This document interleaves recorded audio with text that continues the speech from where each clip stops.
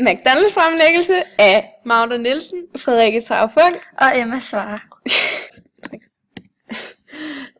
En virksomheds personlighed er sammensat af følgende: den måde virksomheden ser sig selv på, måden virksomheden ønsker at blive opfattet på, og måden andre ser virksomheden på. McDonald's ser sig selv som en virksomhed, der har fokus på kvaliteten af deres mad. De samarbejder desuden med deres leverandører om at opnå et bedre dyrevelfærd og om at skabe en bæredygtig produktion. De moderniserer deres restauranter for at skabe rare omgivelser for sine gæster og medarbejdere. Og derudover ønsker McDonald's at give deres gæster en god og hurtig service, som de får ved, at medarbejderne har fået en grundig oplæring og uddannelse. Den måde McDonald's ønsker at blive opfattet på, det går meget igen med hensyn til deres opfattelse af sig selv. De vil gerne brande sig som den hyggelige naborestaurant, hvor hele familien kan hygge sig. Det skal være et sted, hvor der er plads til samvær over maden, og hvor der er rum til, at børnene kan udfolde sig på særlige legepladser, når de ikke længere kan sidde stille. Den måde, som vi andre ser virksomheden på, det hænger godt sammen med den måde, McDonald's ønsker at blive opfattet på. Det vil altså sige, at de har formået at brande sig godt, og det lykkes for dem at blive opfattet, som de ønsker. Værdigrundlaget for McDonald's. Der har været mange McDonald's-kampagner og slogans gennem årene, som alle har det til fælles, at de fokuserer på den gode oplevelse. Det vil sige, at de lægger meget vægt på den totale McDonald's-oplevelse i stedet for produktet. Hermed er det altså det emotionelle værdigrundlag, som McDonald's fokuserer på. Dette bunder nok i, at det ikke er mad i topfunktionel kvalitet, da det er svært at opfylde. De skal holde priserne nede. Hermed lægger de stedet vægt på at give kunderne en værdifuld oplevelse, hvor de får deres behov opfyldt, så de har lyst til at komme igen.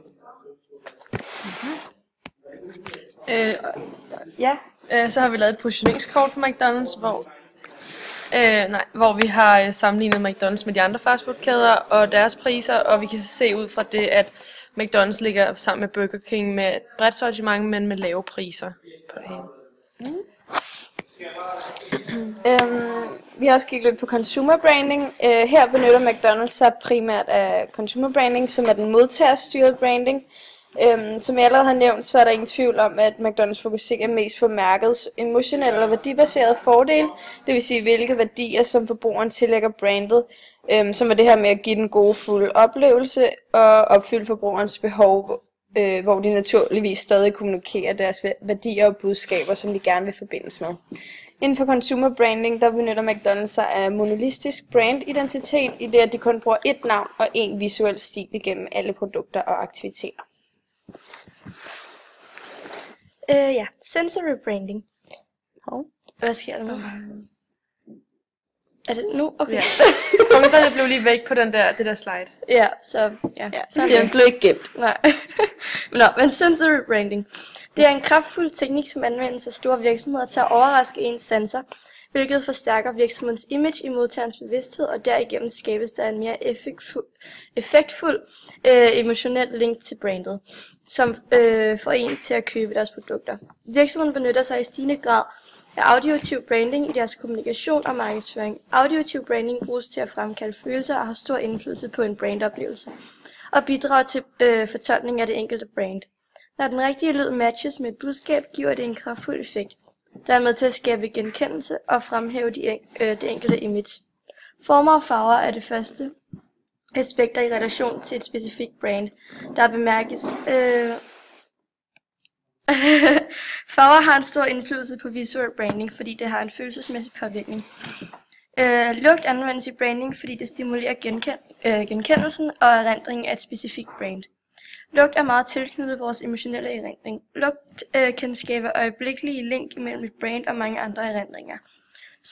Smag sammensmelter alle de forskellige sanseindtryk og sikrer en holistisk brandoplevelse. Derfor skal brandnavn og det visuelle udtryk, miljø, duftlyd og tekstur alle overvejes, når den sidste dimension skal med.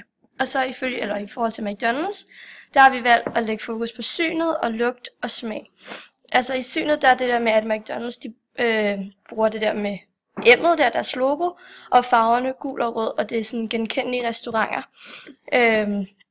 hvor de alle sammen har samme farver i indretning. Og lugten hos McDonald's, det er den her lugt af frityreolie, som har en enorm stemningsfuld effekt, der minder om sådan erindringer gennem årene. og det er den samme lugt, som befinder sig på alle restauranterne.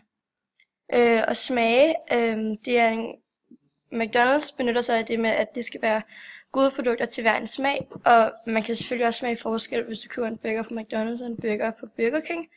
Og de har også de her unikke produktegenskaber, og det vil sige, at man så ikke selv kan lave en burger derhjemme, som fuldstændig vil smage ligesom McDonald's. Men det er kun McDonald's, som kan genskabe den her smag, som de er kendt for. Ej. Okay, ja, der var punkterne. What the Galt var dumt. Ja, så har vi vores reklame. Yep. Når jeg fortæller folk, at jeg arbejder hos McDonald's, så siger de, okay, så du laver burger?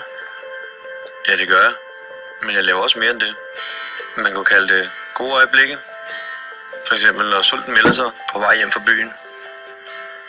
Eller en morgenkaffe til den overtrængende. Eller hvis det bare skal være lidt nemt og lige til. Det er altså ret fedt. Det bliver til mange måltider hver dag. Omkring 160.000 bare i Danmark. Og ja, en gang imellem kikser det. Og det er selvfølgelig super ærgerligt for alle. Men vi kan også umage for at undgå det. Og lige meget hvad, vil der nok altid være dem, der elsker at have McDonald's. Fair nok. Alle har ret til at have en mening om, hvad der bliver serveret. Og hvad McDonald's egentlig er.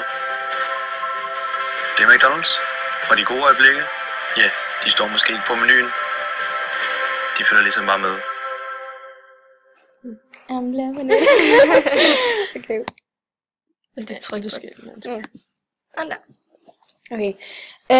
Så har vi også set på storytelling, som McDonald's benytter sig af. Først og fremmest handler det om at finde frem til kernen i det budskab og den historie, man gerne vil have fortalt. Som et led i processen skal man selvfølgelig spørge sig selv om, hvem vi er, som er kulturen, hvordan vi gerne vil være, visionen, og hvordan man gerne vil opfattes af andre, altså imaget, som er det, McDonald's selvfølgelig har skulle tænke på, ikke? I den sammenhæng bliver det afgørende, at der er sammenhæng mellem virksomhedens interne historier og identitet og de historier, der bliver fortalt til omverdenen.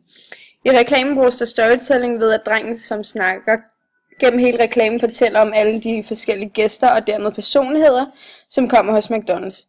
Dette giver en god virkning, da man på den måde kan sætte sig selv ind i deres sted og relatere til sin egen hverdag. Ja, og så har vi også lavet AIDA-modellen, ud fra reklamen. Og det første er attention, det er når drengen eller manden, han begynder at snakke i starten af videoen. Han er faktisk attention gennem hele videoen, fordi han snakker igennem hele reklamen. Og interest, det er alle de muligheder, man hører om i forbindelse med McDonald's igennem hele reklamen.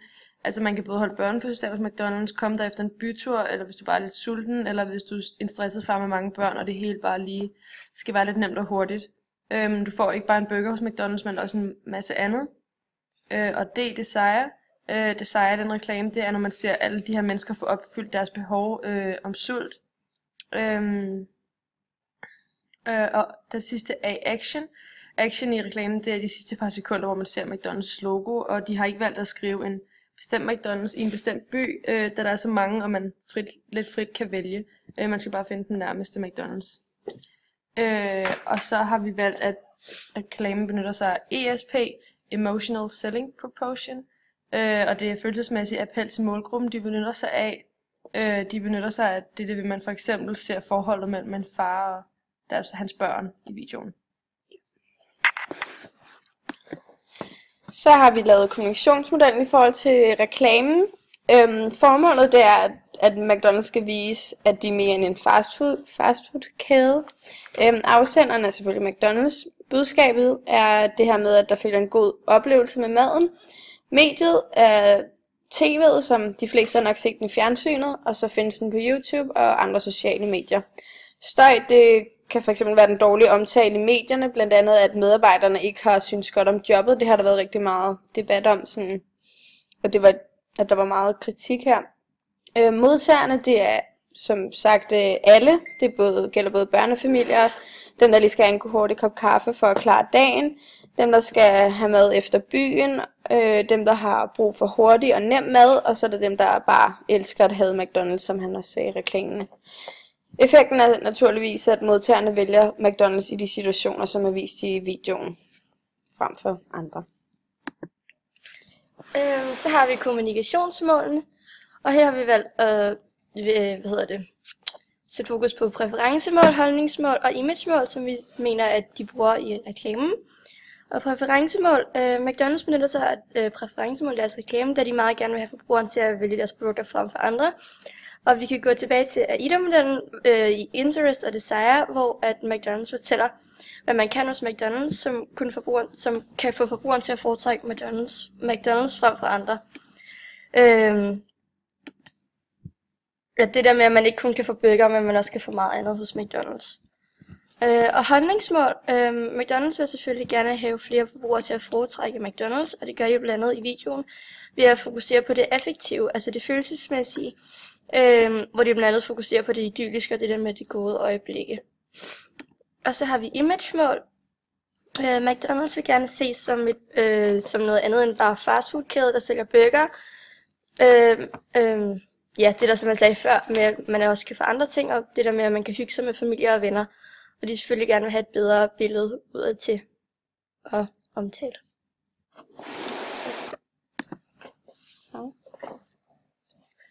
Og så har vi produktpositioneringsstrategier, som vi bruger i reklamen, og den første benytter sig af, det er den, der hedder problemløsning eller behov.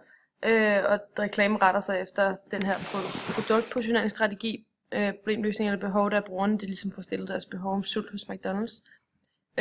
Og den anden produktpositioneringsstrategi, de også bruger i reklamen, det er den, der hedder brugerkategori. For man ser i reklamen, at deres brugere det faktisk er alle. Man ser alt fra små børn til bedsteforældre i reklamen. Og en anden bestemt type brugere, som McDonald's, de også henvender sig til, de er meget stressede og hårdarbejdende, som bare skal have noget hurtigt med på vejen, da McDonald's de yder en hurtig og god service. Altid. Slut! Tak fordi I fulgte med.